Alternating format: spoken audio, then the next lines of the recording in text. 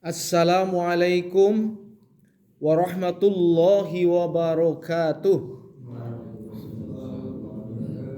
Innal hamdanillahi nahmaduhu wa nasta'inuhu wa nastaghfiruh wa nu'minu bihi wa natawakkalu alaihi wa na'udzu billahi min sururi anfusina wa min sayyiati a'malina. May yahdihillahu fala mudhillalah wa may yudlil fala hadiyalah. Asyhadu an la ilaha illallah wa asyhadu anna Muhammadan abduhu wa rasuluh. Allahumma shalli wa sallim wa barik ala Muhammad wa ala alihi wa sahbihi ajmain, amma ba'd. Hadirin yang saya cintai dan insya Allah yang dicintai Allah Subhanahu wa ta'ala. Rasa cinta sesungguhnya itu yang mampu menggerakkan seseorang untuk beramal. Kalau tidak ada rasa cinta dalam hati kita, ya, pertama kita melaksanakan sesuatu biasanya jauh dari kelezatan. Sebab sekarang kita makanan aja ya, kalau kita nggak suka terhadap makanan, kita disuruh makan, maka kalau tidak dipaksa, dia tidak ingin makan. Karena apa? Nggak suka, nggak ada rasa suka. Biasanya itu obat, ya. Ada nggak yang suka makan obat? Makan obat biasanya itu bukan kesukaan ya, tapi keterpaksaan karena pengen sembuh, kan gitu ya. Maka kita juga begitu ya. Kalau kita tidak ada rasa suka, maka melaksanakan sesuatu jadi berat. Untuk itu maka pertama kali ya, kalau kalian ingin sukses melaksanakan sesuatu ya, maka sesuatu itu disukai dulu ya. Timbulkan rasa suka, rasa cinta. Karena rasa suka dan rasa cinta itu akan menyebabkan sesuatu yang kalian kerjakan menjadi nikmat, menjadi ringan. Itu pertama. Yang kedua, tanamkan dalam diri kita, dalam jiwa kita, bahwa di balik daripada perjuangan kita untuk mendapatkan rasa suka, rasa cinta, itu ada suatu yang sangat besar ya, suatu hikmah yang sangat luar biasa. Karena apa? Karena di balik daripada perjuangan itu nanti Allah akan tunjukkan hasilnya. Hasilnya itu tidak ditunjukkan di depan. Nanti hasilnya ditunjukkan oleh Allah di belakang. Ya. Itu adalah perjuangan. Ya, kalau kalian sekolah misalnya ya, maka langkah pertama supaya kalian merasa ringan, disukai dulu materi pelajaran itu. Wah, aku lah senang matematik, ya. Aku senang bahasa Inggris, ya. Maka dia akan belajar dengan senang hati walaupun sulit, itu ya. Karena pada dasarnya senang. Tapi kalau dasarnya nggak senang, maka dia akan mendapatkan kesulitan sedikit saja. Dia akan mengeluh, cerita mengeluhnya kepada orang lain, ke sana kemari, ya. Itu seperti itu. Nah, orang beriman kepada Allah dan Rasul-Nya juga begitu, ya.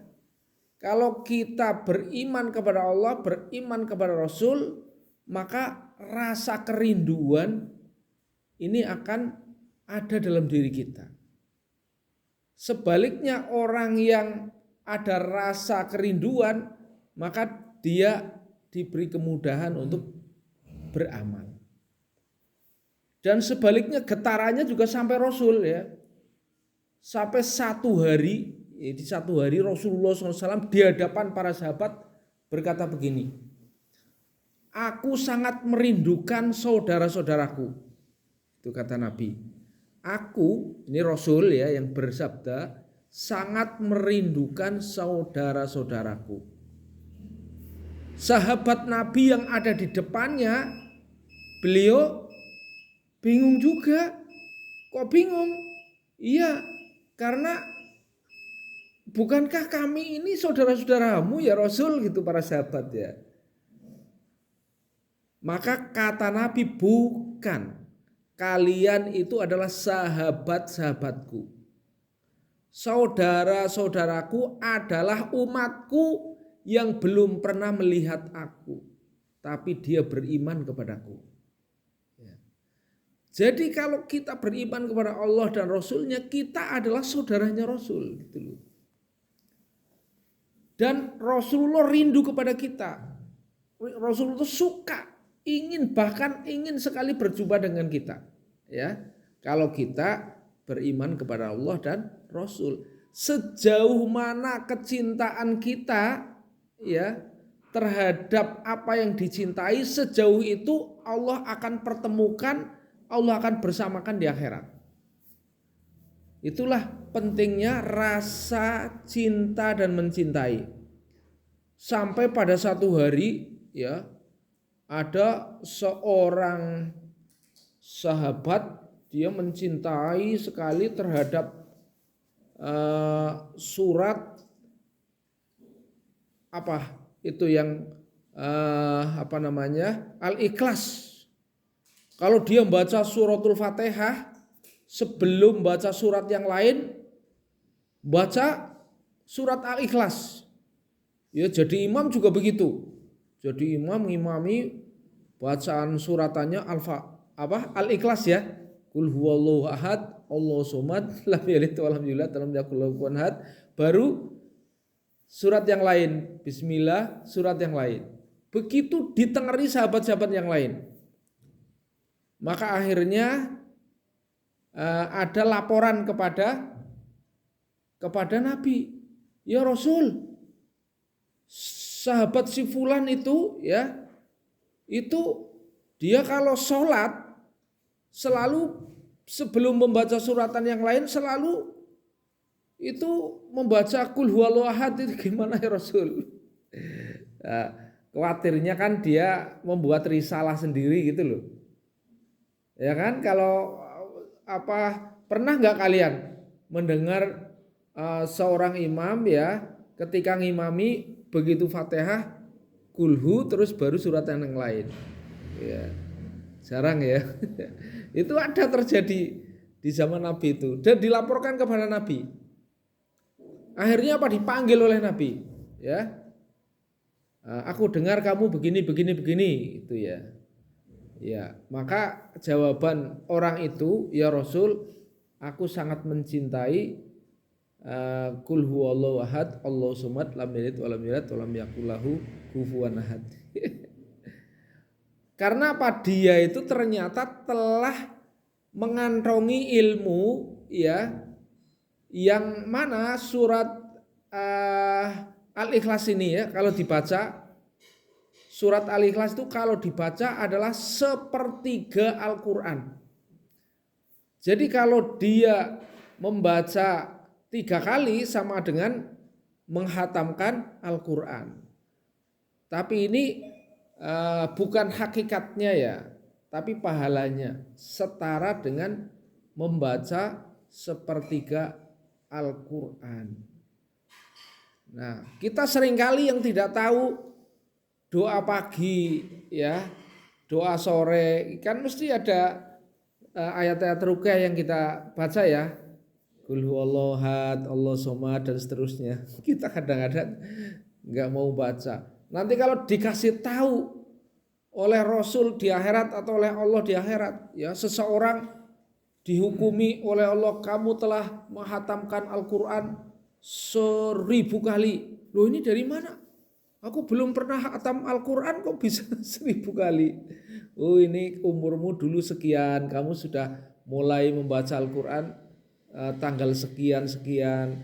Kamu membaca surat Al-Ikhlas ya sekian kali. Satu bacaan surat Al-Ikhlas setara dengan sepertiga Al-Quran, sehingga kamu membaca sekian kali sama dengan kamu menghatamkan Al-Quran. Baru tercengang ya.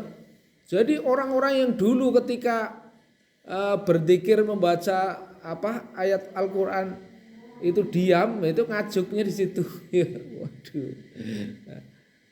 Ya, oleh karena itu maka kata Nabi bahwa anta maman ahbabta, kamu itu di akhirat akan dikumpulkan dengan apa yang kamu cintai.